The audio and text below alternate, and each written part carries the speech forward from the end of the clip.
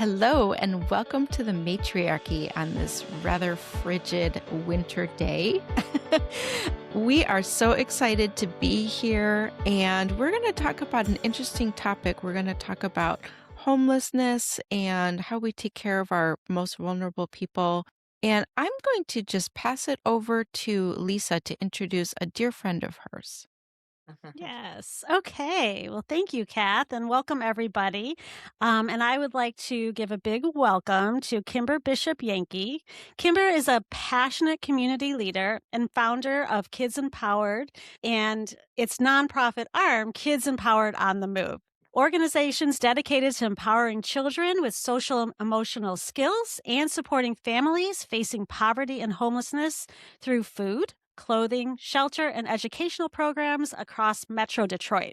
She also serves as the chair of the Oakland County Task Force on Poverty and Homelessness, which is kind of where I first met her, coordinating volunteers and resources to meet urgent needs and help families transition to stability. In recognition of her impactful service, particularly her work advancing youth development and community support, Kimber received the Youth Services Impact Award from Governor Gretchen Whitmer through the Michigan Governor's Services Awards. So, and I know that's not the only award she had, but that's the one we thought to highlight today because of its Still pretty relevancy. impressive. That's pretty impressive. Yeah. So, welcome, Kimber. I'm so glad that you're joining us today. Thank you so much for having me. So I'm gonna kind of dive right in. So one of the things that always interests me is when I talk to women, especially women who have a really strong voice and advocacy and in the world.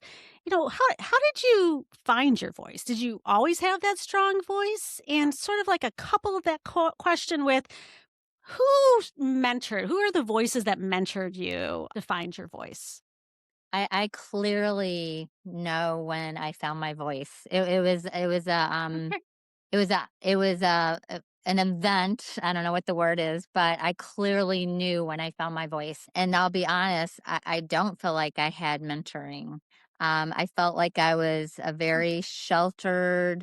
I grew up in a family with two sisters. I felt like my father and mother very protective. My father was a workaholic and provided everything for us. And really, I mean, he actually told me when I went to graduate school that he wanted me to go to graduate school so I could meet somebody that could provide me with the lifestyle that I had grown up with.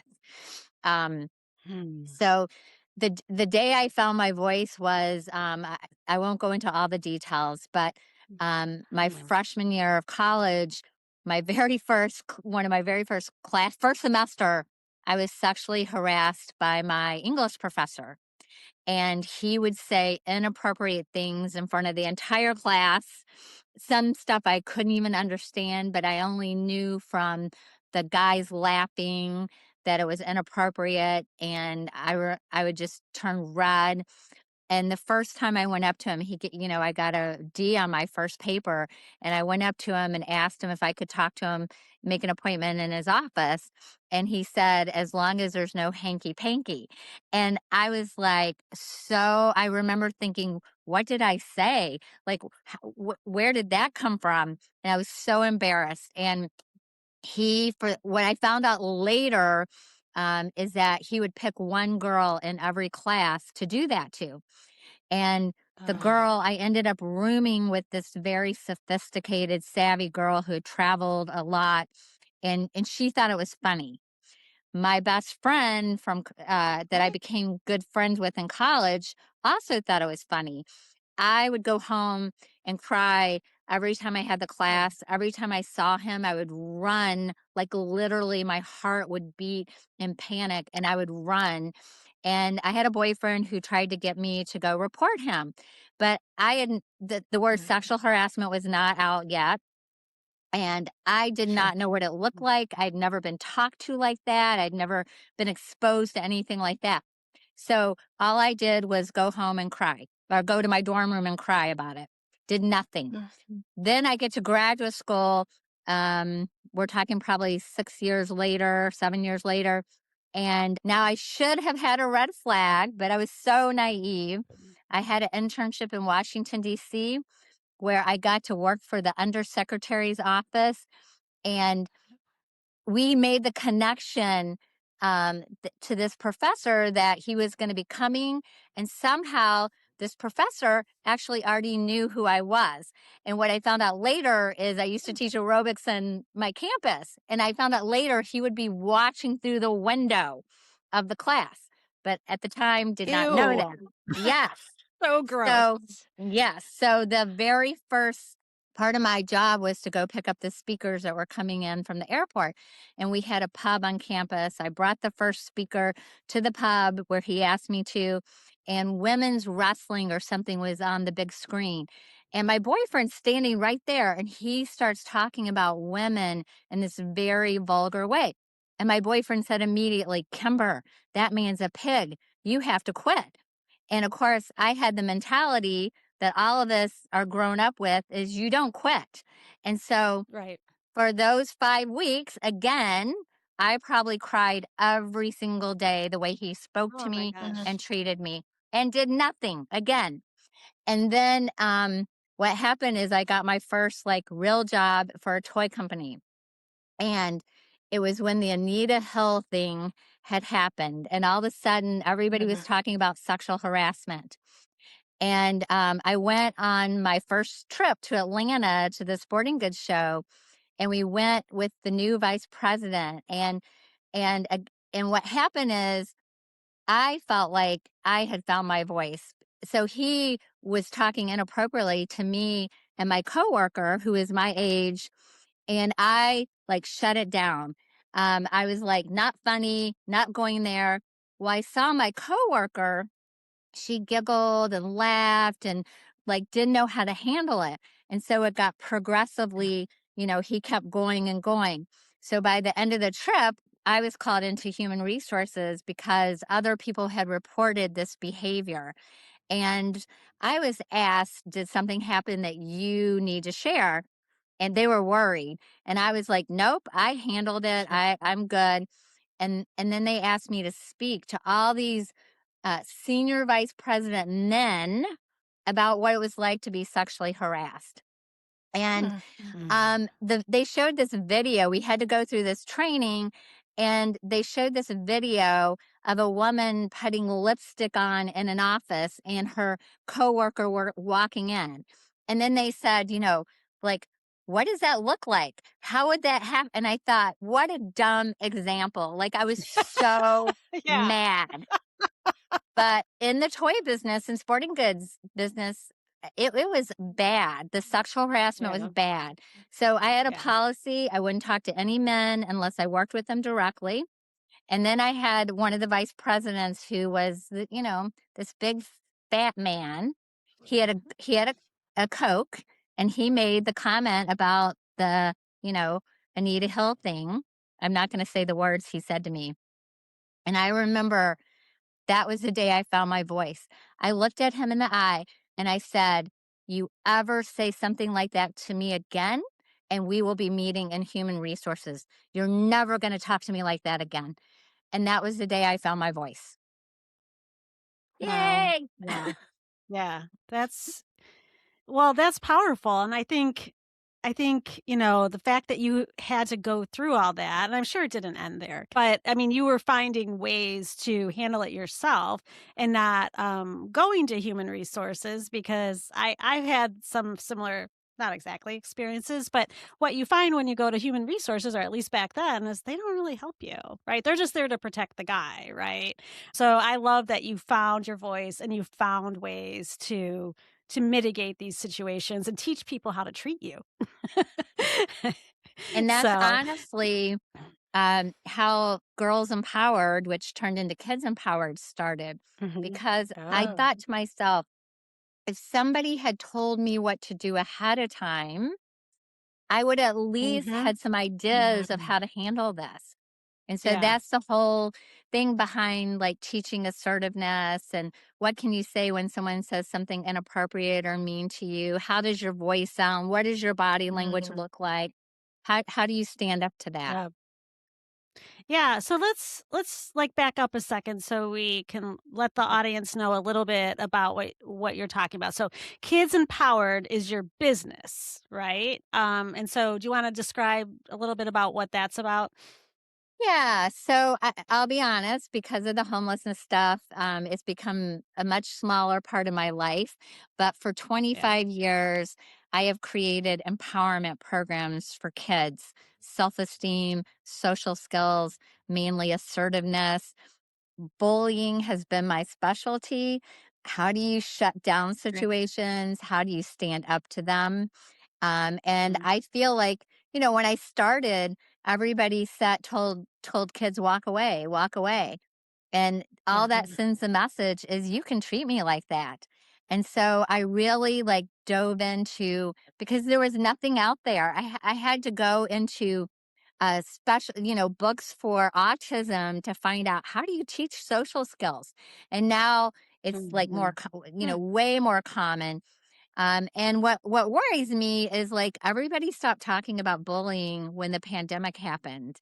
And I just feel Mm, like we have not really, it's happening out there and we're not really yeah. focused on it anymore because there seems Yeah. to be so many other crises out there. But I still offer summer camps, but I primarily do one-on-one coaching with kids. So I really get Mm, into like what they need. Like, do we need to work on self esteem? Do we need to work on your friendship skills? Do we need to work on mm, how you present, how you stand up to that friend you have or that unfriendly classmate you have in class? So I mm, love the one on one stuff. yeah. That's And these curriculums, do you offer them to like, how does that work? To Girl Scouts or after school Yeah, so programs I don't or do a lot of workshops anymore, although I am doing a Girl Scout workshop tomorrow morning. Um, but that's why I mentioned to you that it's been on my list to do podcasts because I have developed my own curriculum because there was nothing out there. And so I okay. want to actually, I do have a couple curriculums available on our website. Where I send people, packets of information with activities to do for their kids, but I want to not lose the 25 years of experience I have because I truly believe every Oh, child should have these skills and we should teach them in absolutely. school, and make them more available to parents. And yeah. just one other question. You said you changed the name from Girls Empowered to Kids Empowered? Tell us about that. Yeah. So, what would happen is when I used to go into schools a lot, they would ask for they would get like parents would give them a hard time about not having something for boys. And so we started doing some boy empowered programs. And it was funny because I have two boys, and I thought somebody would kind of take my idea and do it for boys. So when I got pregnant with my second son, I'm like, if nobody's done this, we're just going to start offering it because I want my boys to have Mm, this too. And do you teach similar skills to boys and girls? Oh, yeah, mm, boys need this too. And Yeah. it's a little bit, different how we teach. We have some classes that are boys and girls, but like boys need movement, they need action, they need quicker, Okay. pieces of information.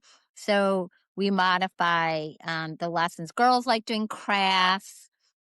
So I like to teach with activities and give them something to take home so then they have something to remember what we talked about. Because these are big concepts. I mean, we can look around at all these adults who are not handling life very well. And it's because yeah. of these Yeah. skills. They don't have the skills. That's a good point. That's a really good Yeah. point, Kimber. Pivoting to Kids Empowered on the Move. So I know this story, but our audience and Kath do not. I don't So know can you it, so can you share with dish. us how you got into the work that you're doing with Kids Empowered on the Move, and also kind of I'm going to tag on to that. How do you stay committed to it? 7 years. It's crazy. 7 years. What happened is for the last 10, 12 years, had organized volunteers for my church for a warming center that happens in Royal Oak every winter. for 2 weeks at a time. And somebody that I play soccer with knew I did that. And I'm not a very good soccer player. I do it for exercise and fun. I But doubt that's true. I can guarantee you it's true. Because you know what? They didn't have soccer in Kentucky for girls. They didn't have Oh, soccer. And oh, yeah, and guess what? oh. I signed up to be a ball girl and went on one game on the bus and then said, I am not getting these balls for boys. Like it was like the most humiliating experience. Um, but yeah, it's really fun. So Okay. she called me up and said, I have this former student who's sleeping in a car, 22 years old. Can you help her? And I was so naive about the homelessness system that I was like, sure. So for 3 months, it was crazy to keep this girl warm in a safe place. And she ended up in different shelters. She had all kinds of authority issues, stomach issues. There's lots of rules for people that really make it difficult for them to have a, easy time at these shelters. And so I had 3 different friends, which insane, would never do that again, but they opened their homes up to her. And the local Wow. shelter, their process was you had to call every day at 10 a.m. to try to get a spot. And if you didn't call, you got dropped to the bottom of the list. And so when I would ask her, did you make that phone call? She was like, I overslept. My phone is dead. I didn't have Wi Fi. It was, a multitude of barriers. So I started driving to wherever she was at 10 o'clock to make this phone call. And after like 7 days of the same phone call, they never said, "Can we get you food? Are you safe?" It was just, "What's your name?" You know, and that was it. And so I finally asked, how many beds do you even have? And like, what is the line? Is there 50 people in line? Are there 1,000 people in line? Like, I'm thinking to Mm, myself, is this make sense? And I'm spending all this time trying to make this phone call. And the right. person on the phone said, I can't tell you that. So that was the wrong person to say that to. So I said, can I speak to your manager? And she said, we're short staffed. We don't know if we have a bed." And then I was like out of my mind. I was like, oh my God, you're making all these people in crisis call you and you don't even know if you had a bed. So I called Christine Gregg, who is a minority leader for the Dems in the House of Representatives state level. And I'm like, Chris, we have a problem in Oakland County. Like, I cannot find how to get this girl help. And she agreed that nobody had talked about it for years. And that she said, bring Mm, me a group of nonprofits. I'll bring you a group of elected leaders. And we had the meeting at Genesis Church where the warming center was. And then Representative Carter stood up and said, I'd like to start a local task force and then a caucus on poverty and homelessness in the House and Senate. And then she asked me if I would help. And of course, I'm not going to complain if I'm not going to help. And I was very excited because I thought I was going to be working for her. And then 2 weeks later, I saw on Facebook a post that I was the chair of the Oakland County Task Force on Poverty and Homelessness. And I was like, oh my you God. are duly knighted. I was like, I have no idea what I'm doing. Like, you got to be kidding me. So I started holding monthly meetings and it's like, what can we do? How can we help with this? I mean, to think of how much I've learned these last 7 years, how naive again I was. One of the nonprofits shared that she worked in Pontiac High School and she shared that she was giving kids cans of ravioli to take home for dinner and washing their clothes at home herself.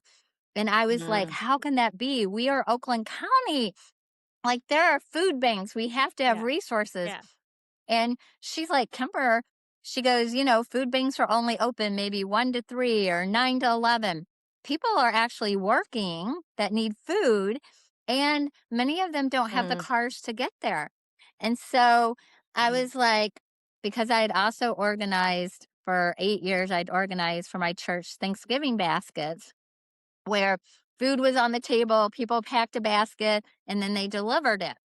And the question I had to myself was, could Kimber, as an individual, no church behind her, no nonprofit behind her, could I rally people in the community to start doing these food deliveries of fresh fruits and veggies to people who could not get to food banks?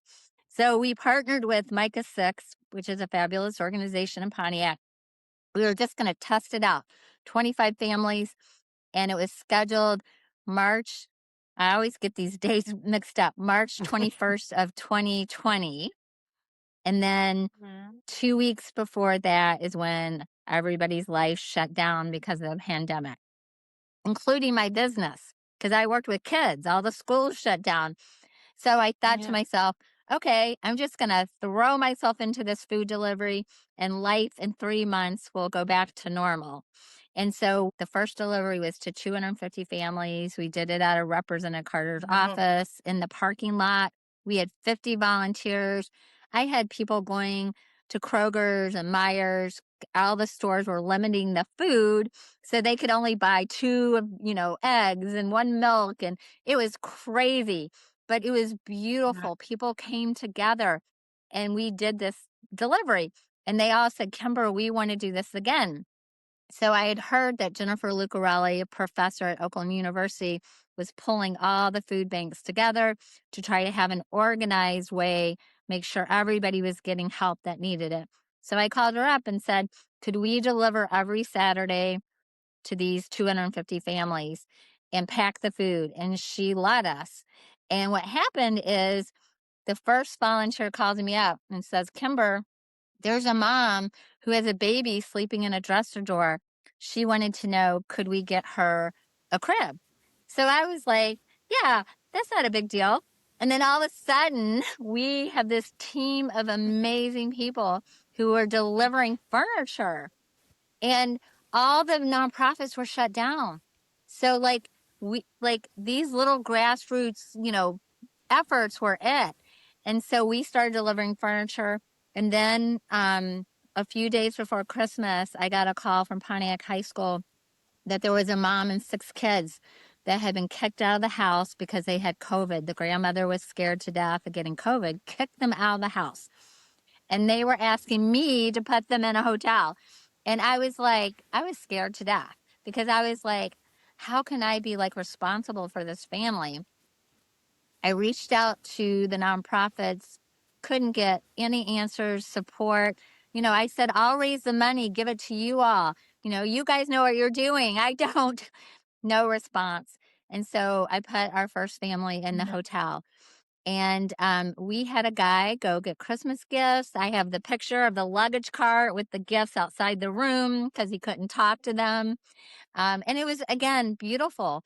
And last year, I spent $350,000 sheltering homeless families because we had no place to go in Oakland County. But I just want to say, of this 7-year journey, in the last couple months, so much progress has been made. So thanks to Senator Bear, Rosemary Bear has been an advocate. She's listened to me. She's been fighting this cause, and OakGov has really stepped up. So they've hired 20 caseworkers. And so about 6 weeks ago, they started taking all the phone calls, and they're doing case management now. And then they hired this guy named Steve Norris to sort of run. So now we have an emergency shelter at a church in Pontiac where we have 50 moms and kids. So I had all these moms and kids in hotels 2 months ago. I was able to move a bunch of them to this shelter, and many of them have now even gotten housing now. So now we have that's great. because before I would get people in the hotel, but there was nowhere for them to go. And, people criticize me like crazy for doing this. And I kept saying, where do people go? There's nowhere people go. And I went into debt $150,000 last year. And every time I got the phone call, and this is what was crazy, I was getting the phone calls from the police, CPS, the hospitals. And it was Yeah. like they were calling me. Like Kimber was answering the phone for all of Oakland County. Like, how insane is that? And I did it for 2 winters, and it was miserable. But every time they called Well, and me, that's why I always tell people you're an angel. Like you are yeah, an angel. Like you're like Kimber the like the angel running around taking every call, helping every possible person. Like and I think, I can't imagine the toll. Well, I kind of know a little bit the toll it takes on you, but like it's so many you have helped so many people and when you mention OCA, that's Oakland County, yes. Michigan has now stepped up. And I believe for a large reason because of your advocacy, right? And these 7 years, and I'm so happy finally that that we're seeing progress here. And I just want to thank you for that. Oh, Yeah. thank you. I- I- it's It's it's amazing work. Like you're amazing. So I'm Well, sorry. thank you. I just want to say yeah, that. no, I don't know Kimber well, and so parts of the story are new for me. And I have to say, my thought is, what the hell? Like, Yeah, like you shouldn't have like someone, a private citizen, going into debt. yeah, In one of the wealthiest counties in not only Michigan but in the country. Like, yeah. it's astounding to me that there's not only not enough beds, but there's no infrastructure for this. So I guess what I'm curious about is what's the scope of the problem? Like, I think we don't think about this being a problem in Oakland County, but clearly it is. But what, like, would the average person be really shocked to know? So I just want to clarify something. So, like, when I first started, I had another nonprofit that was like taking all the donations. I would submit the receipts, and I was basically volunteering for like the first year. And then it was like, oh my God, I'm in this. I'm doing this like full time. And the nonprofit called me up and they said, Kimber, this has gotten out of hand, too big. We never, we were just going to help out a couple months. So then I realized at that point, I had my own nonprofit that I had started when I started my business. But my little nonprofit was like $15,000 and under. And so now we are $800,000, which Wow. again, insane to me because it's mainly private donations.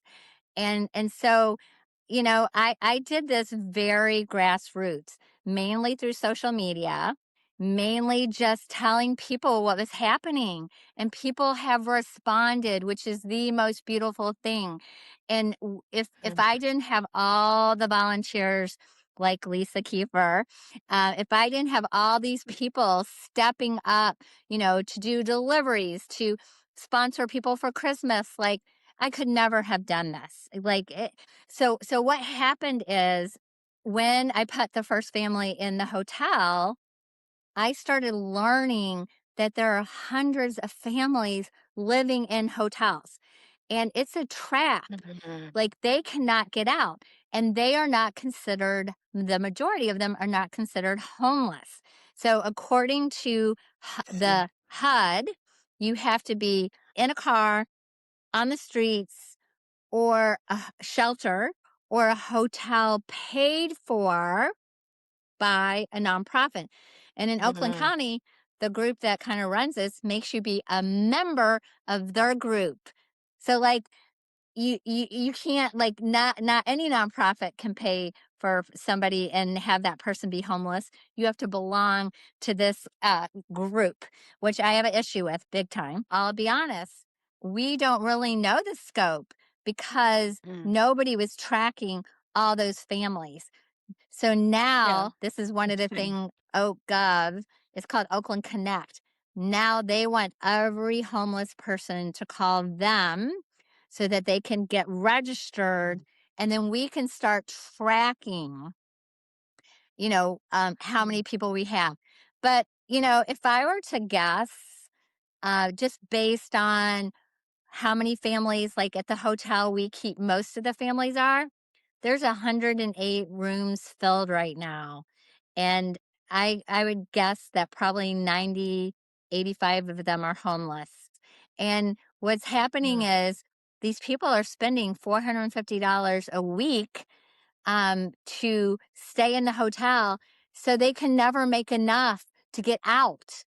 And so now what's happening again, at this time last year, I had 50 families in the hotel. And every time the police would call, my thought process was, I don't have the funding, and the hotel let me have an account. So that was part of how I was able to have so much debt. What I wanted to clarify is when I activated my nonprofit, it was through my nonprofit, although ultimately I am responsible for that debt. So I personally wasn't taking it, but I was personally Mm. responsible for it. Right. And Mm. I would say to myself, if that child freezes to death tonight, I will never ever live with myself.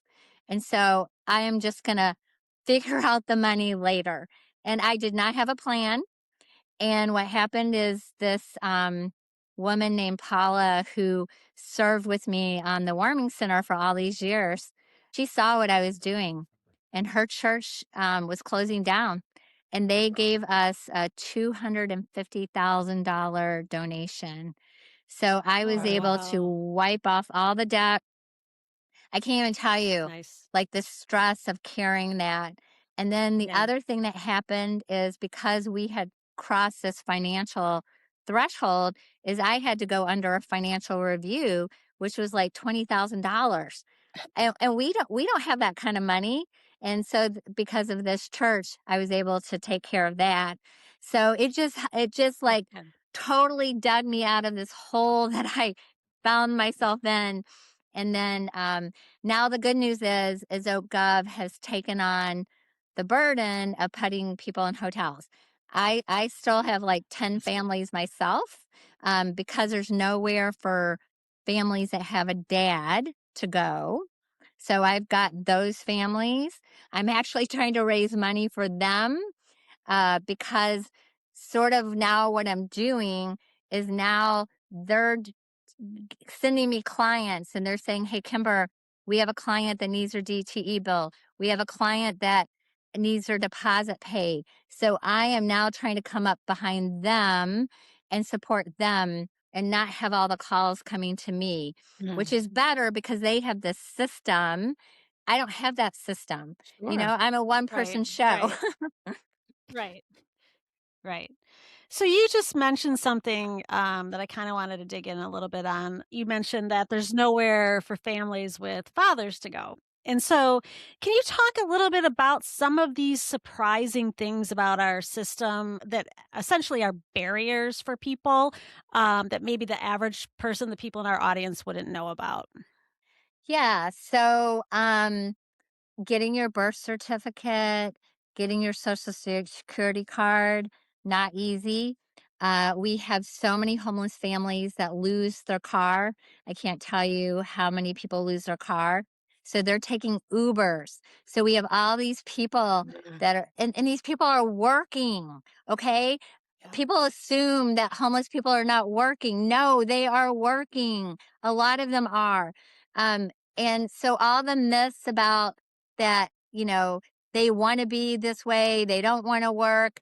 There is, of course, some people like that, but most of the people are working and they have a really hard time keeping a job because they don't have childcare. So, for example, in order to get help with childcare, you actually have to have the job first. So, like, okay, Mhm. how does a single mom have anyone? She has no one to take care of her children. Go find a job. Yeah. Doesn't work. So why can't Mishta say, okay, mom, we're going to give you childcare for 3 months. You have 3 months to find a job. And then you have to show us that you found your job or show us proof that you're looking for a job. Okay. Transportation. I know that the Oakland County Commissioners have really been trying to get public transportation throughout our county and they've made progress, but we need more progress. It Absolutely. pains me when I'm driving by in this 1-degree weather, seeing people out there waiting for buses. I can't imagine doing it. So we make it super hard. Some people are traveling an hour just to get to work. I have one mom that we have in the hotel that we've been paying for quite a bit because she's in and out of the hospital with heart surgery. And Mm. all her money goes to Ubers to get to work. She like barely has anything left after working 40 hours because it's all going to Ubers. So a lot of families also, they don't have the deposit. They don't have the Mm. application fee. Um, these places are making people pay $50, $75, $100 per person to apply for a house. And I have to believe that there are something scamming going on because we've seen houses that have been available for a year. And person after person applies for them. So, like, I just feel like there's a little bit, not a lot, but there's some people out there that are just taking in the application fee. A lot Mm. of our families get scammed. So they will find a house on Facebook. They'll send the person money without even seeing the house. They're so desperate to get housing, or they'll send the person money to get the car and there's no car. We personally have gone through some of these experiences. So, for example, there was a family that we helped the grandmother, and the house next door became available. So there were two sisters that wanted to try to get into this house. So they went over. The worker said, "Oh, whoever gives us $3,000 first can have the Oh. house." So one of them ran and gets her life savings out of the bank, gives this worker $3,000, gets the key to the house. And then a couple weeks later, she calls me up and says, "Kimber, I think I just got scammed. I moved into this house, the person was communicating with me. And then all of a sudden, when I was like, well, when are you going to bring the fridge over? When are you going to do this?" They just went dark. And it turned out that the workers took the money and disappeared. And so then and Wow. again, nobody else is going to do this. I started calling. So, I called a realtor, saw who owned the house. Turned out it was like a property manager. And I called probably 20 phone calls until, like, I called calling the bank. I was calling because they kept sending me to all these people. And I finally had a guy say, "You know what? I'm going to find the right person for you to talk to." Got a hold of the person, a property management company. They had no idea that the company they hired to do these repairs had, Had done that. basically their Yeah. employees had scammed this person. And then that mom eventually got her $3,000 back. Oh, But that was a lot of man. work. And Yeah. then she was still homeless for like months after that. My guess is that there's a pretty fine line between being housed and being homeless, that it's fairly easy to slip into it. Can you tell us a little bit about that? Yes. Now that I've been doing this for 6 years, I have learned so much. And what I'm hoping is that once we get the infrastructure really developed in Oakland County, which is, we're making huge progress, then I can start working on some prevention programs. What we find is a lot of these moms don't have any support system. And so, like, for instance, I am going to try to do this. We found an apartment complex in Pontiac that was only requiring, this is another barrier. Landlords require 3 times the rent. So if the rent is $1,200, they have to make $3,600. Most of them do not. Mm. So I found this one apartment building recently that is only taking 2 times the rent. And we got like 7 families in there, mainly single moms. So I'm going to try to find some volunteers to meet with these moms and to say, how can we support each other? Maybe I could babysit your kids while you're working, and maybe I could cook dinner. I have a car. Like, let's throw in some gas money and I'll take you guys all to the grocery store. So Mm, I have that on my list to do. But mm, these families do not have support. They are not good. connected. And there's all these single men that are homeless. And it's Mm. really heartbreaking because I have several of them that call me on a regular basis because they have nobody else. So I just feel like, we need to You build are an angel. I told you. or crazy or crazy. But I feel like we Okay, need to good. build support systems for these families. The Yeah. research shows it Yeah. takes a year to come out of homelessness. And so a lot of these families get the fork, but they don't get the knife and the spoon. And so they're always bootstrapping. And so one thing goes wrong, they're back on the streets. I've seen it Yeah. over and over and over. So, if you could share with us, like, what are some of the examples of how people who've never been homeless, right? Because I think people have this idea that could never happen to them or people they know. But can you give us an example of somebody that like lived, a life always being housed, and then what happens in their life to take them to this place where they no longer have a house? Um, gosh, I'm trying to think. I do have a mom that we recently helped, that was married to a very wealthy person, very successful person, and they went through a very ugly divorce. And that person has done her ex-husband has done everything to try to drag her down, and he drug her into Uh, homelessness. Um, Jeez. yeah. So we have a lot of moms, single moms, and yeah, I feel like the court system is not very helpful to, I feel like the court system sets parents up to fight. The lawyers are the winners, I feel like. Mm, And they're encouraged, they Jeez. have an incentive to keep these parents Mm, fighting. And I also feel like, we have, well, this is one of the most heartbreaking things for me to see is that we have a lot of 22-year-old, 23-year-old girls that grew up in poverty. This is what their mom did, have 6 kids. yeah. And so different fathers, and these dads are not involved. They're not taking responsibility. And so I really feel that a lot of these kids don't have great schools. They don't have community.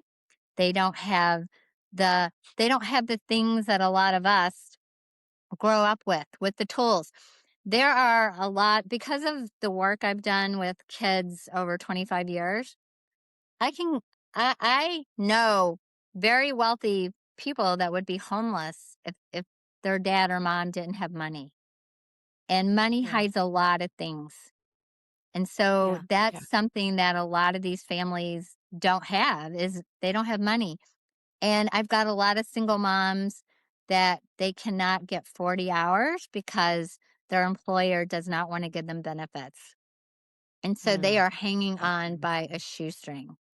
So I just personally feel that, like, we need to take a step back and be like, what kind of community do we want? And we need Right. businesses that want to invest Right. in people, and organizations that want to invest in people. And we need to be together. Like, we need to be the community. And I don't like it how it's everyone for themselves. It's not working. No, it's not, and it's hurting us all. And I think Yeah. that's the message that you and, like, what we wanna get across is that, helping each other is the way forward, and it helps all of us. It lifts all of us. Um, so thank you for highlighting that. Yeah. And I think a lot of people are really like one missed paycheck or one Yeah. illness away from One homelessness, or 100%. you can, even if you have a full-time job, um, you go on disability, suddenly you're at 60% of your pay. That might not be enough to cover your expenses. And, you're talking about generational wealth too. That is a huge cushion in our society. Um, yeah, these are big, big institutional problems, structural problems. They are. And They and are. the people that make the least money have the highest car insurance rates, the Yeah. highest water costs, the highest electrical costs. That's insane. But I don't know, how do we get people to care about each other?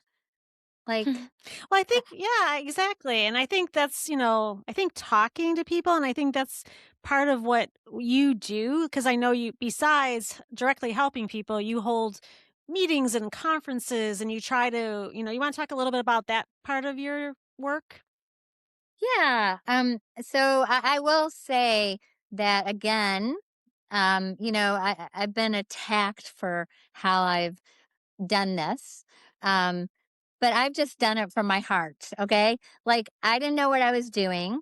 And Yeah. sometimes I'll be honest, I think that's the best way because I didn't know the barriers. And when I came to a Mm, barrier, I was Interesting. just like, oh, you're not going to help me? Then I'm just going to find a way around you. And people don't like that. But I yeah. think that one of the things that, has made the biggest difference is, and this is what I saw with COVID is that I was part of this. When I started doing those food deliveries, it was my COVID response. And we had Cam Underdown, amazing person, created this system where we had all the volunteers, all the people in need. And then they were scheduled to do these deliveries. And those people, when they went out, they wanted to do more.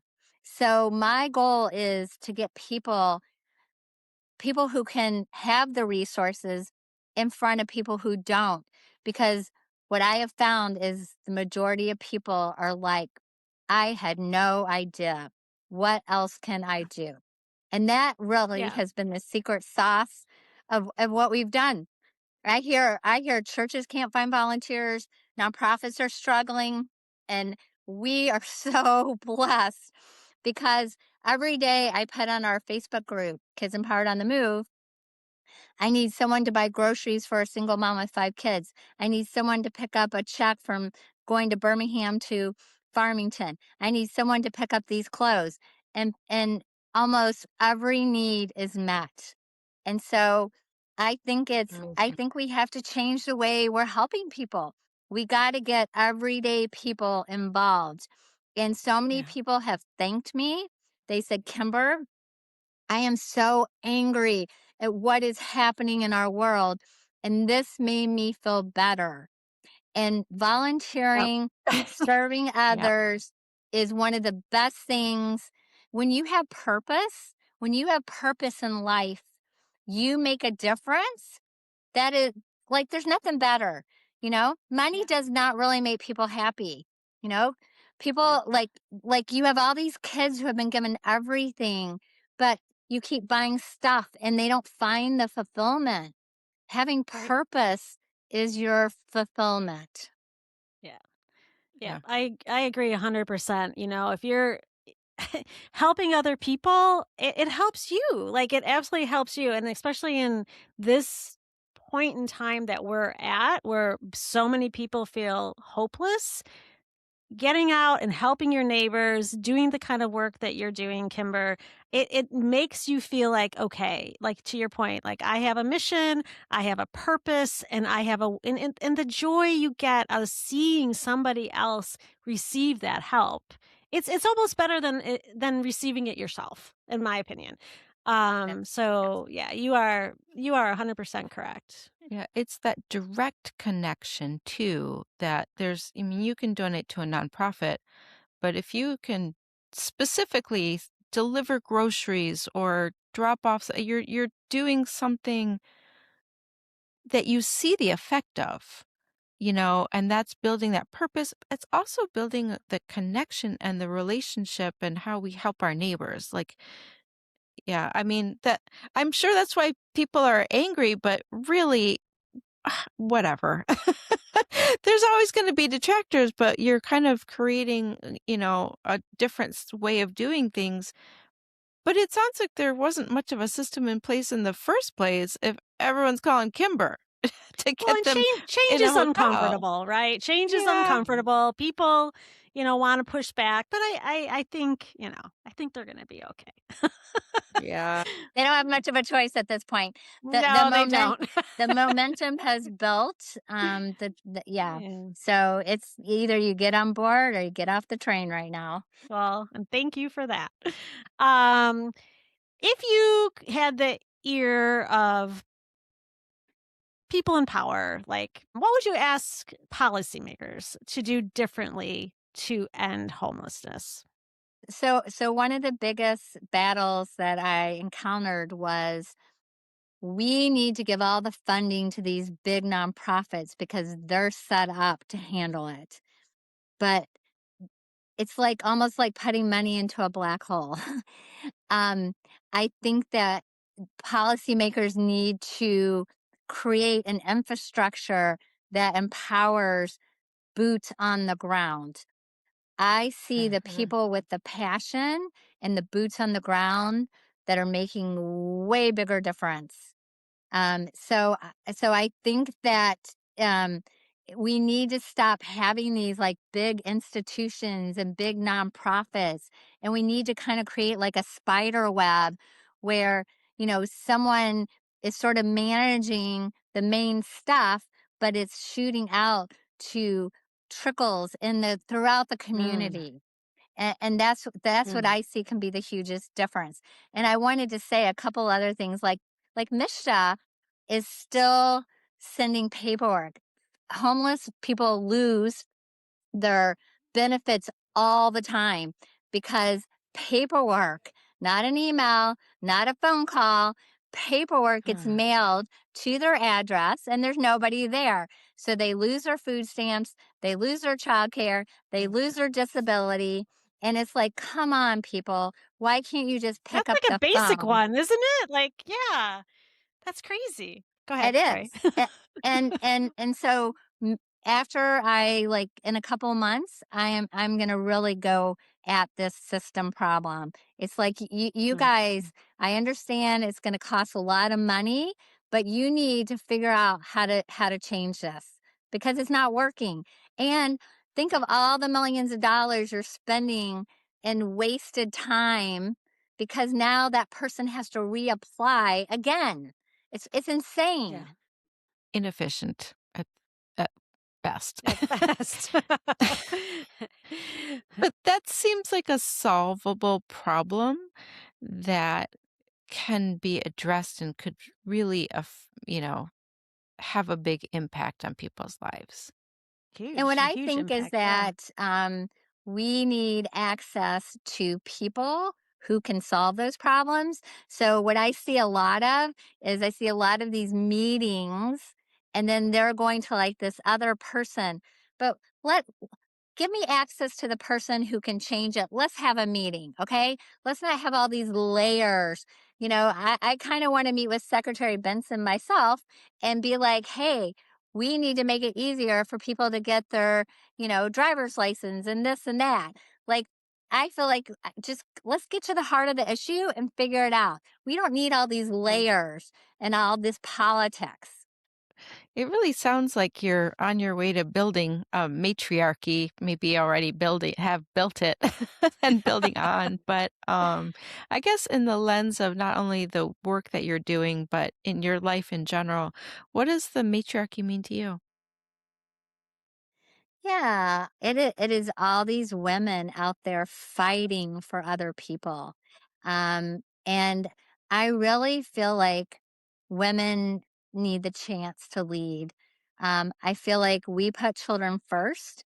And if we make all our decisions from the standpoint of what is best for children, I think we will do what's best for the whole country, because what is best for children is best for families, that's best for all of us.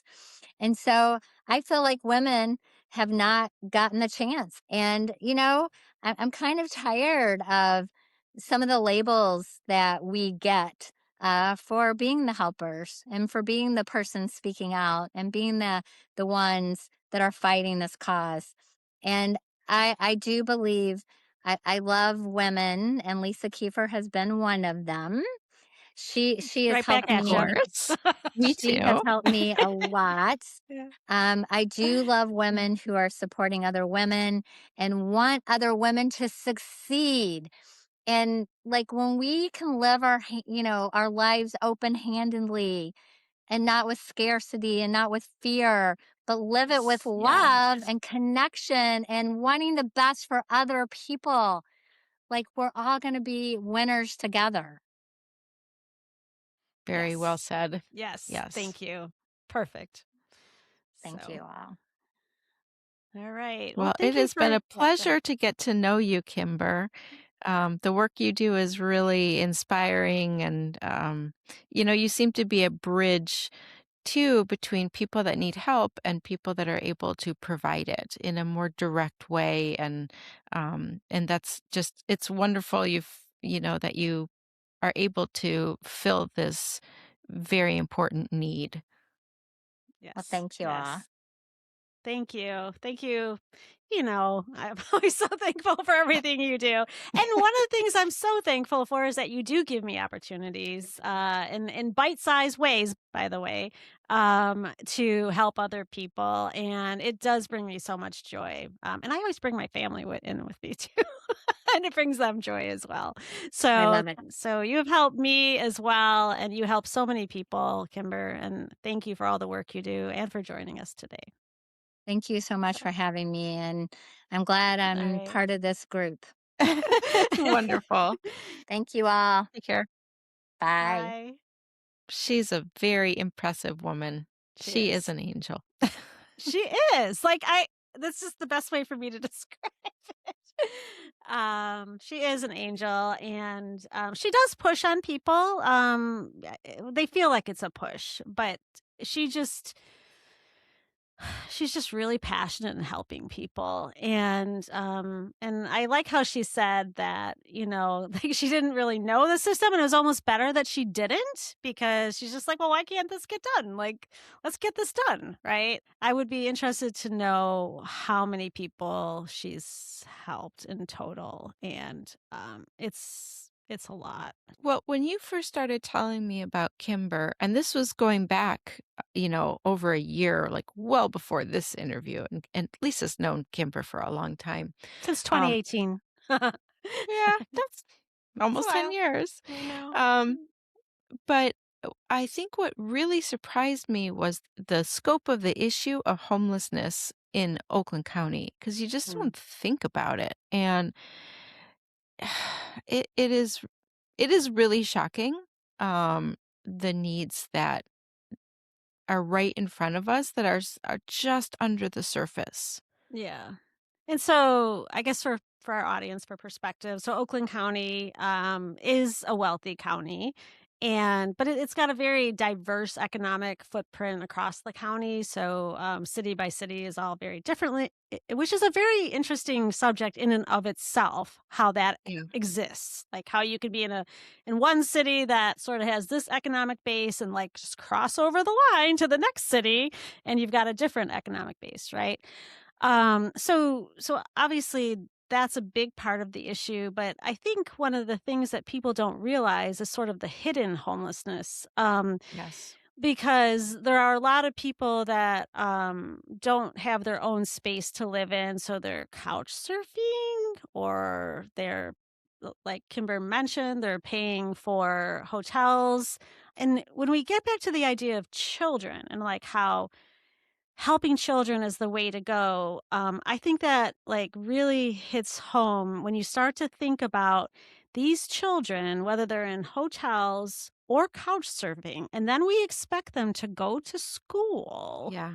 and achieve in school, right?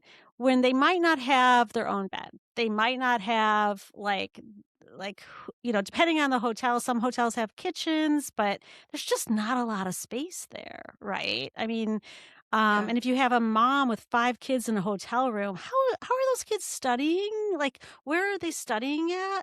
Where are they Yeah. sleeping at? Like, what's Well, the if you don't have secure sleep Yeah. and secure food, it's really hard to learn. And so this Yes. idea that it's just education that can pull you out of, pull yourself up by your bootstraps, it's just it's just not true. Like you need bigger supports in place Yes. than just Yes. a good education. Yes. But I will say too, even though we are like Oakland County is very segregated, as you mentioned, Yeah. but even within some of the more affluent towns still have poverty issues Oh, yeah. and I would say homelessness issues, Yes. but it's more invisible. And It these is. are like, even in my kids' high school, there's all kinds of programs for kids who, are kind of struggling to make ends meet. But in a place like this, um, no one wants to stand out, and no one wants to stand out for that, especially. And so I don't know. I think we've have this idea that, well, oh, well, it's fine where we are. It's just affecting that neighborhood or that impoverished place. But it's not true. That's It's not not true. true. It's just It's because really not true. yeah, Yeah. just because you don't personally experience it doesn't mean it's not happening right Yeah. in front of you. Yeah. And I think another point to, like, really, put a period on is that most of these people are working. This idea that they're Yeah, not, I understand there's still there's still some people who aren't and who are sort of like what people think of as homeless, but there's probably the majority of them. I'd love to go get those numbers. And I'm excited that the county is finally starting to, like, yeah. take account all of these folks. But most of these people are working, Yeah, and it's the working poor. You still can't make ends meet, and there's corporations out there that are purposely saying, "Well, you can't work 40 hours because then I have to give you health benefits." yeah, Right? It's a yep, problem. yep. And another barrier that I fell into, I don't know. I don't know how to say this, but I did fall into this space sort of separately, coming across someone who was unhoused and ended up helping her. And she had 2 children, and the son was 12, so they could not go to a shelter. Mm, So that's something to think about for these folks. And he looked like a kid. He looked like a little kid, right? But because of the age and, like, fears of, issues, sure. they could not go to a shelter. And she was working full time, but and she even, like, had a nonprofit who was ready to pay her security deposit and first month's rent for her and her family, but it was her credit score. It Mm, was her credit score that couldn't get her interesting. an apartment. So, I bring this up to just show the layers and layers, and so then you're like, "Well, Yeah, why is her well, okay, is her credit score bad? Was she, like, just not good with her money?" Because people say stuff like that. And sure. she tried to go back to school. She tried to, like, better herself, and that all Yeah. fell apart, and it was those loans that, like, got ahead. And Yeah. so, I feel like as a people, we should not be so hard on each other. That's exactly right. You don't know what's going on behind the scenes. Right. I would also say that I and I don't have no data to back this up, but I was watching like a video online that stay-at-home moms that get divorced, Oh, yeah. here you've been and this is what our current administration really wants women to do is stay at home, raise your babies, which I did that and I'm grateful that I could and that I could make that choice. And our family still sacrificed all those years that I could have been adding to our income. Would but with childcare expense anyway, I'm just saying stay-at-home moms what happens when there's suddenly, if there's a divorce or a death in the family or really anything, an accident, and then you're even in the best case scenario that you have this accident and your spouse is only bringing in 60%. Well, you haven't been working in X number of years. Like these are these are issues that it's really hard, like you don't really think about because you put the building blocks in place as best as you can, and then one falls out and suddenly where are you, and you can be one illness away from. One illness or one accident. Yeah. If you're, if the breadwinner has a job and they get hurt so they can't go back to that Yeah. job. Yeah, it's yeah. The system needs an overhaul. Yeah. But it's important to have these conversations. I'm so glad we had Kimber on today. It's the conversations and the sharing of information that I think moves us forward. So, I agree. I um, really like what she said too, that she doesn't complain if she's not willing to do something about it. Because, Lisa, you and I were both the people in school who did the group project. still am. Still are. And I feel like just about all of our listeners, you guys are the ones doing the group project You're doing the too. group project. We need everybody on board for these projects. So I let's get it know. going. So Yeah, so all I right. appreciate that she is, willing to really get in. I mean, she's been getting in there since, you know, Yeah. she Well, sees a she has. problem, I she mean, does her like, there's best to more to figure it her out. life story. She's been doing advocacy and uplifting people for probably I guess since college, but it feels like I don't know. My guess is it's been her whole life. If we like peek into the whole thing, it's just who she is. It's just who she is. I'm just so happy that she does what she does and that she highlights. And I'm so happy that she's got some help from the county now. So that's great. And but if you are looking to volunteer, if you're not in Oakland County, I'm sure there's other organizations like this out there near you.